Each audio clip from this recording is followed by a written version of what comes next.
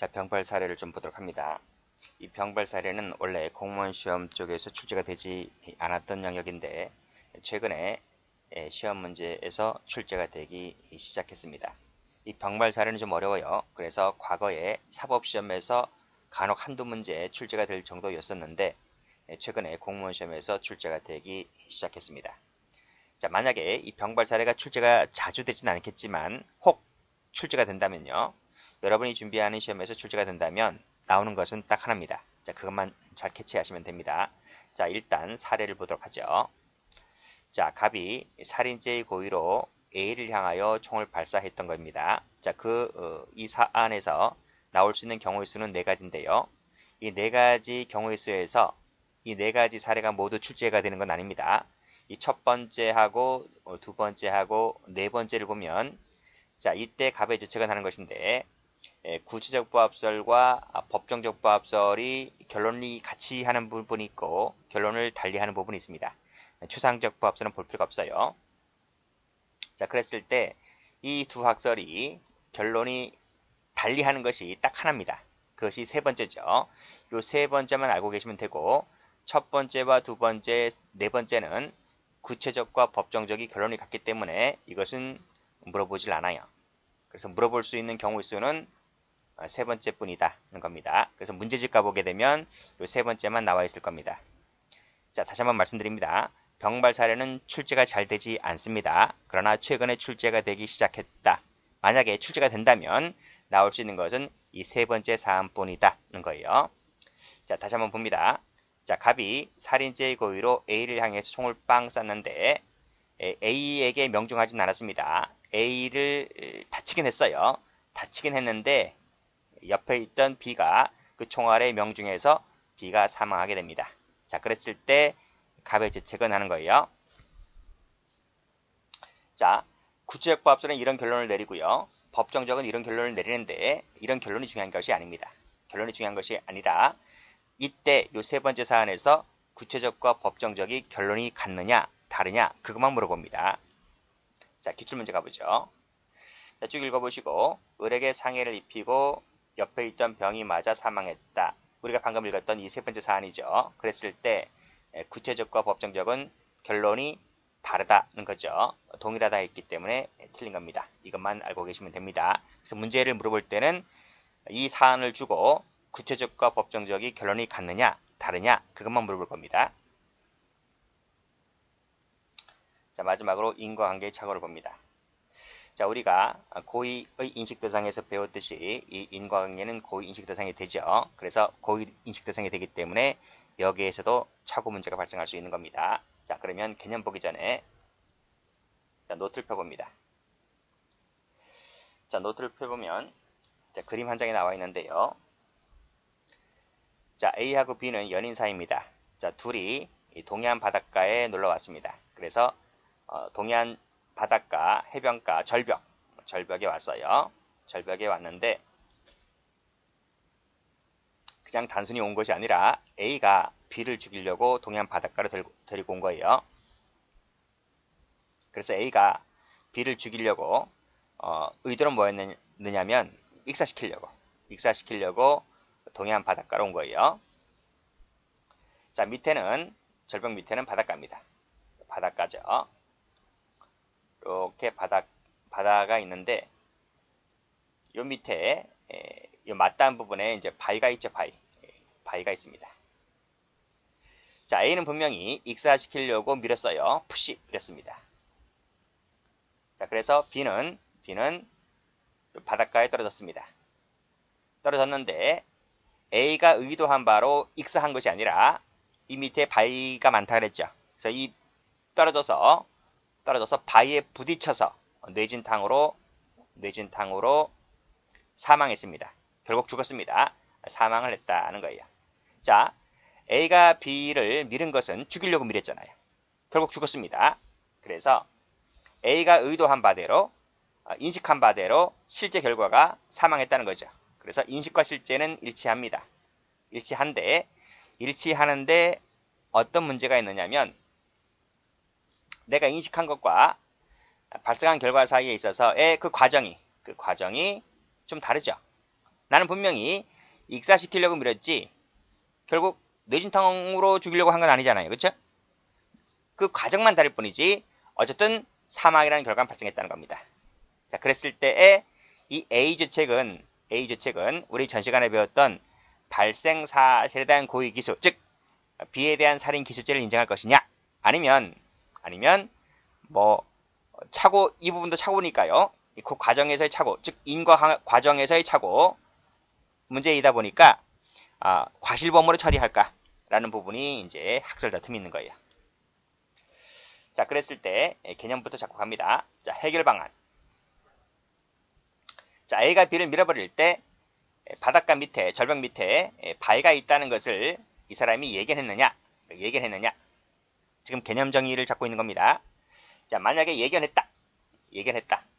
바위가 있다는 것을 능히 예견했다는 거예요. 능히 예견했다라고 했을 때에는 자, 이 예견했다는 말을 우리 교재를 보면 학자들이 좀 어려운 말을 쓰는데 비본질적이다 이런 말입니다. 이퀄 비본질적이다. 비본질적이란 말은 큰 차이가 아니라는 거예요. 여기서 분명히 이 A가 B를 절벽에서 밀어버릴 때 바위가 있을 수도 있다는 것은 내가 주 목적이 살인이기 때문에 살인 과정에서 발생할 수 있는 사소한 차이, 큰 차이는 안 하는 거예요. 큰 차이. 그것은 그리 큰 차이가 아니다. 대수롭지 않다. 라고 하는 것을 학자들은 비본질적이다. 이런 표현을 씁니다. 그랬을 때는 B가 죽었죠. 그래서 발생 사실에 대한 고의 기수를 인정합니다. 그래서 개념을 확실히 잡아두시기 바라요. 예견했다는 것은 비본질적이다. 비본질적이란 말은 내가 예상한 것과 큰 차이가 없다. 그러한 과정의 착오는 사소한 것이기 때문에 무시해도 된다. 내 목적은 달성했기 때문에 그냥 살인죄 기술을 인정하겠다. 이렇게 보는 것이 이 비본질적이다. 이런 말입니다. 자, 반대로 예견하지 못했다. 이렇게 나오면 그것은 어떻게 동해안 바닷가에 바위가 있지? 라고 하는 것은 전혀 생각지도 못했다는 거야. 전혀 생각지도 못한 것이기 때문에 그것은 내가 생각한 것과 큰 차이가 있다. 큰 차이가 있다는 말은 비본질적이다. 본질적이다. 이 말은 내가 생각한 것과는 큰 차이가 있다. 즉 내가 죽이려고 했고 결국 죽었고 그거는 뭐 상관이 없는데 목적 달성했기 때문에 그러나 그 과정이 너무나 큰 차이다 하는 거예요.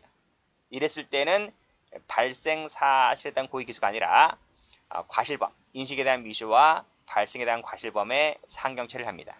그것은 우리가 전 시간에 배웠던 착오의 논리 흐름과도 같은 거죠. 그렇게 보시면 되겠습니다. 그래서 여기에서는 비본질적이냐 본질적이냐 이 개념 차이가 무슨 뜻인지를 알고 계시면 됩니다. 자, 그러면 교재를 봅니다. 자, 개념. 자, 인식과 실제가 일치하는데 그 과정이 내가 생각한 것과 좀 다른 과정을 뭐라 한다? 인과관계의 착오다. 이렇게 말했고 얘는 제가 방금 말씀드린 그 사례입니다.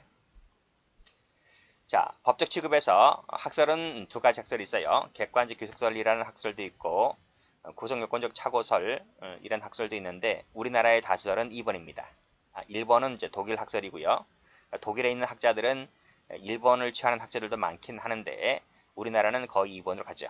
그래서 우리나라는 다수설이 구성요건적 착오로 푼다. 그래서 이 과정에서 가배주책을 물을 때 이것도 역시 마찬가지로 구성요건 착오로 풀겠다는 거예요. 자, 그 밑에 보시면 방금 말씀드렸죠. 이 노트에서 이 부분 예견하지 못했다. 그것은 내가 생각한 것과 큰 차이가 있다. 본질적이다. 이렇게 봤을 때 인식에 대한 미수와 발생에 대한 과실범의 상경 처리가 바로 전 시간에 배웠던 구성요건적 착오로 푼다. 라고 하는 것이 방금 말씀드렸던 이 교재 얘기입니다. 2번. 그렇죠? 밑에 보시게 되면 그 착오가 본질적일 때, 아주 큰 차이일 때, 전혀 예견하지 못했다라고 했을 때 착오로 풀겠다. 이렇게 보시면 되겠습니다. 자, 그래서 말씀드렸듯이 착오의 해결 방안은 비본질적이다 는 말은 내가 생각한 것과 큰 차이가 아니다. 큰 차이가 아니다. 사소한 거다. 거죠. 사소한 것이다. 라고 했을 때는 다른 말로 예견이 가능하다. 동해안 바닷가에 바위가 있다는 것은 능히 예견할 수가 있기 때문에 따라서 그때는 B에 대한 살인죄 기수범, 발생사전 고의 기수범으로 해결하겠다는 거죠. 이렇게 보시면 되고, 만약에 착오가 본질적이라고 했을 때는 노트에서 보았듯이 발생에 대한 고의를 조각하지만 미수가 되는 거죠. 미수가 되고, 여기 얘가 나와 있듯이 인식에 대한 미수와 발생에 대한 과실범이 되고, 노트에서 보았듯이 한 번 밀었죠. 한 번. 행위 한 번입니다. 한 번의 행위로 발생한 부분이기 때문에 상경 처리를 하겠다. 이렇게 보시면 되겠습니다. 자, 일단 개념은 잡히셨을 거예요. 중요한 것은 비본질적인 무슨 뜻이고 본질적인 무슨 뜻이고 라고 하는 것만 알고 계시면 됩니다. 자, 그런데 시험 문제는 이게 안 나옵니다. 열심히 배웠지만 이것이 나오지 않고 시험 문제가 나오는 것은 이 부분입니다. 법적 취급.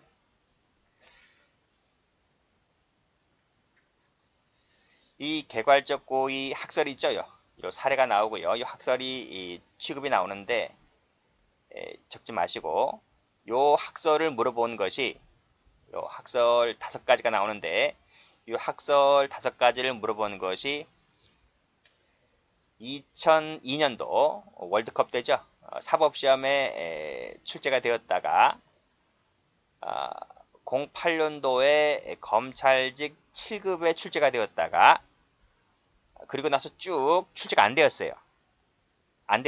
그러니까 공무원 시험에서 출제가 된 것은 2008년도가 처음이었다는 겁니다. 쭉 출제가 안 되다가 2022년도 경찰 승진, 여러분 기출문제집 가면 나왔을 겁니다. 경찰 승진에서 이 학설이 출제가 됐습니다. 5가지 전부 다. 자, 그리고 2023년도 역시 7급 검찰직에서 학설 5가지가 출제가 되었습니다. 그래서 최근에 출제가 된 것이 22년도 승진, 23년도 7급 검찰직 이렇게 출제가 되었기 때문에 최근에 출제가 2번 되었기 때문에 좀 봐야 되겠습니다. 자, 개괄적 고의 사례를 보죠. 사례를 볼 텐데 노트 펴볼까요? 여기 나와 있습니다. 자, 여기 보시면 갑이라는 사람이 병인데요. 병인데 살인죄의 고의로 몽둥이를 들고 후려쳤습니다. 근데 이 병이라는 사람이 이 몽둥이에 맞아서 죽진 않았고 실신했습니다. 이것이 첫 번째 행위입니다. 첫 번째 행위. 그런데 갑은 이때 축 늘어져 있는 병이 죽은 줄 알고 큰일 났다는 거예요. 그래서 이 병이 죽었다고 생각했으니까 죄적을 인멸하기 위해서 이 병을 개울가로 끌고 갑니다. 개울가를 끌고 가서 땅을 파죠. 땅을 파서, 왜냐하면 개울가는 이제 그 모래가 있으니까요. 땅을 파기 좋죠. 그래서 땅을 팠어. 모래를 파서 이 실신한 병을 매장했습니다. 매장해서 여기서 죽게 됩니다. 자, 그랬을 때 갑의 재건하는 거예요. 자, 위에서 보았던 요 바닷가에서 A가 B를 밀어서 결국 B가 익사해서 뇌진탕으로 사망했던 이 사건인데 비슷하죠? 비슷합니다. 즉 살인죄의 고의로 처음에 몽둥이를 후려쳤잖아요. 즉 살인죄의 고의로 후려쳤지만 여기서 식사한 것이 아니라 매장에서 여기서 직사를 한 사안이잖아요. 결국 내가 의도한 바대로 병은 죽었습니다. 근데 그 과정이 좀 다르지. 그랬을 때 이 갑의 죄책은 뭘까요? 하는 거예요. 자, 보겠습니다. 다시 한번 노트 펴봅니다.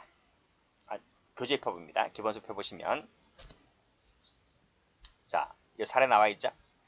갑이 을을 살해하기 위하여 목을 졸라버렸다. 이거예요. 목을 졸라버렸다. 살인죄 고의죠. 목을 졸라버렸다는 것이 첫 번째 행위입니다.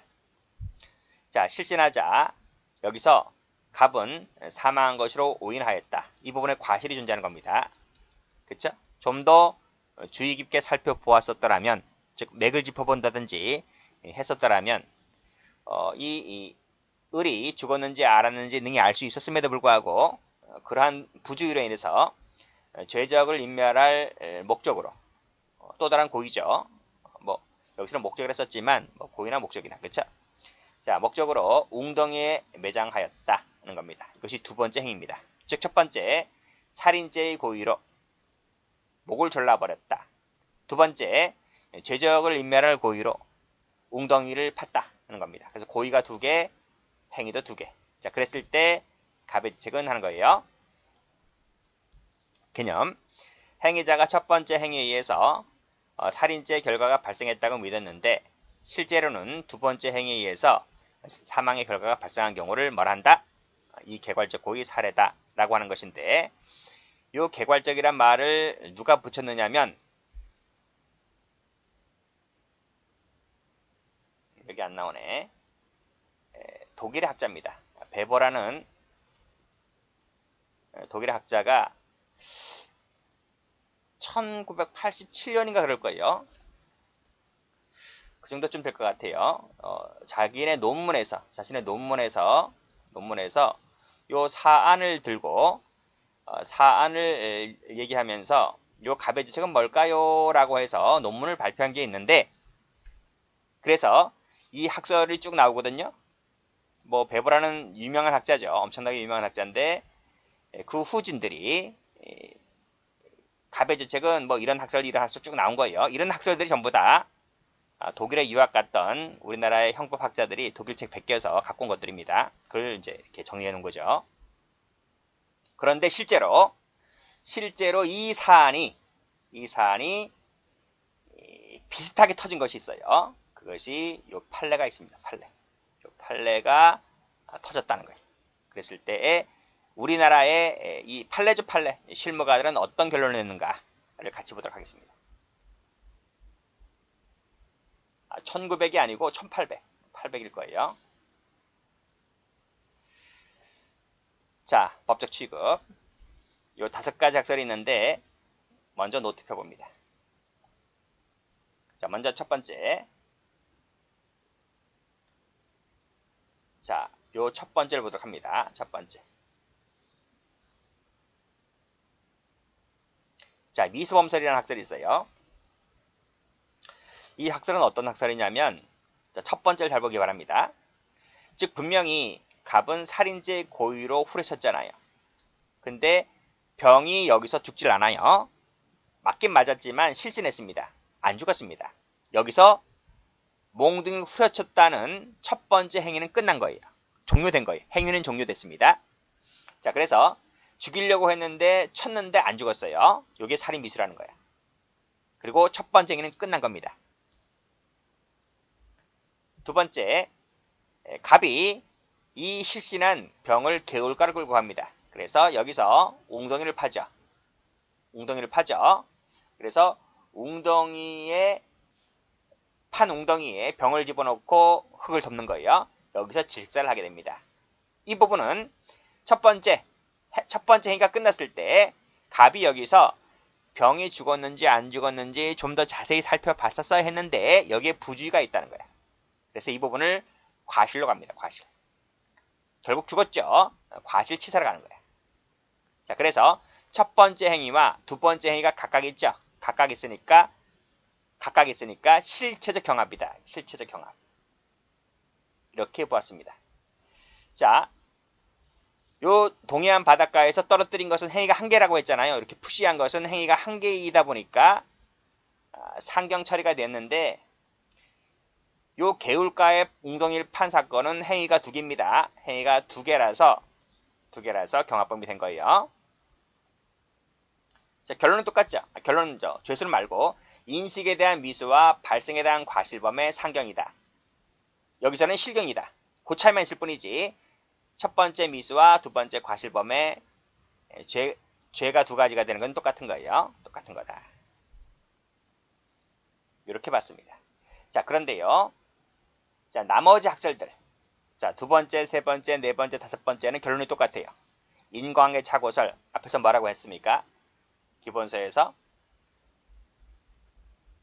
여기서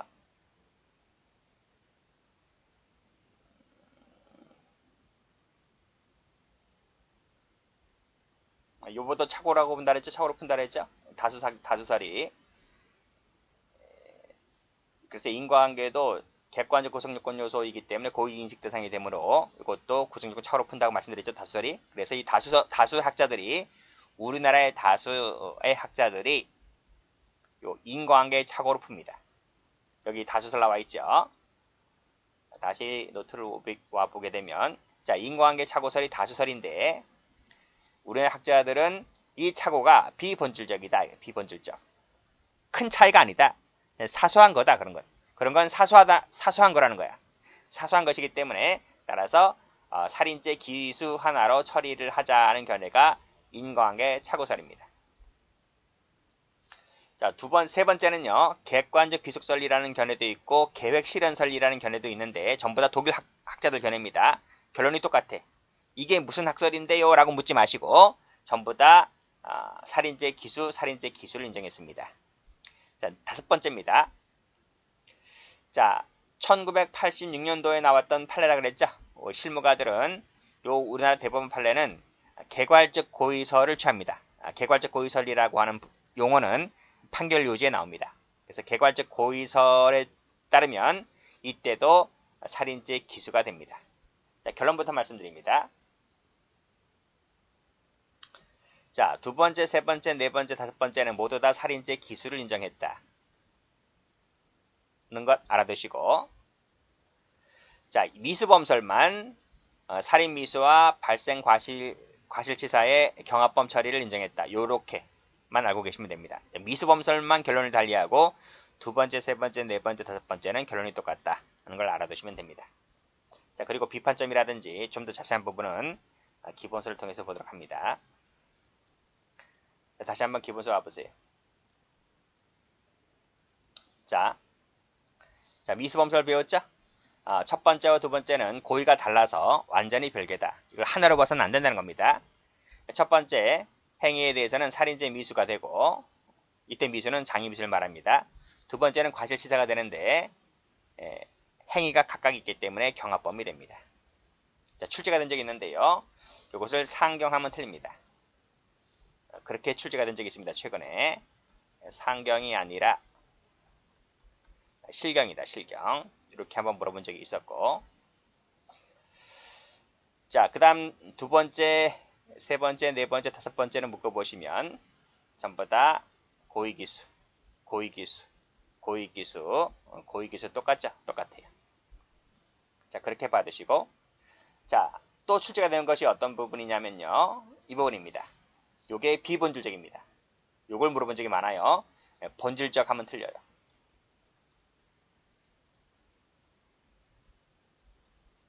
본질적이 아니라 비본질적이다 하는 것이 출제가 제일 많이 됐어요.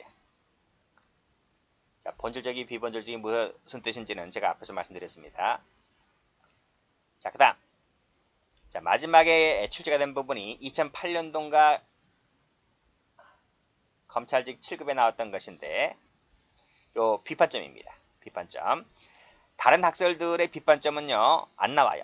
1번, 2번, 3번, 4번에 대한 비판점은 안 나옵니다. 개괄적 고의설에 관련된 판례에 대한 비판점만 나옵니다. 누가 비판하겠습니까? 야들밖에 더 있어? 다수학자들이. 자기네 학설이 더 우월하다는 것을 증명하기 위해서 상대방을 까는 거야. 깐단 말이죠. 그래서 요 개괄적 고의설이라는 비판이 나오게 되는 겁니다. 자, 볼게요. 자, 제1행위 고의가 제2행위 고의로까지 의제되기 때문에, 그쵸? 다시 한번 노트 펴볼까요?